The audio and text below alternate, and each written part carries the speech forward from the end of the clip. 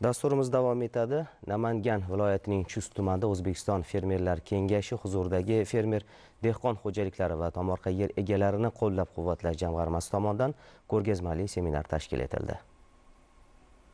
Tashkil etilgan seminarning asosiy maqsadi zamonaviy qishloq xo'jaligi loyihalarini keng targ'ib etish, fermerlar o'rtasida tajriba almashish, innovatsion yondashuvlarni hayotga tatbiq qilish va sohadagi mavjud muammolarga amaliy yechim topishdan iborat bo'ldi. Mutaxassislar tomonidan ishtirokchilarga qishloq xo'jaligi sohasini rivojlantirish uchun taqdim etilayotgan imtiyozlar, xususan imtiyozli kreditlar haqida ham batafsil ma'lumotlar berildi.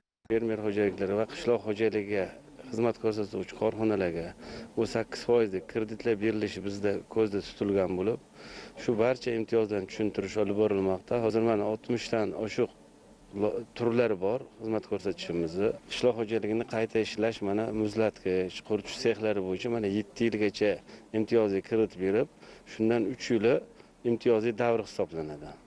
Hozirgi kunda mana bir 300 ga yaqin loyihalarni tumanlardan takliflarni oldik. Tuman banklari bilan birgalikda ishlanmoqda. Ta'kidlash joizki, bunday tadbirlar joylardagi fermer va dehqon xo'jaliklarining iqtisodiy salohiyatini oshirish, yangi ish o'rinlari yaratish va sifatli oziq-ovqat mahsulotlari yetishtirish, narx-navo barqarorligini ta'minlash orqali aholi turmush darajasini yuksaltirishda muhim omil bo'lib xizmat qilmoqda.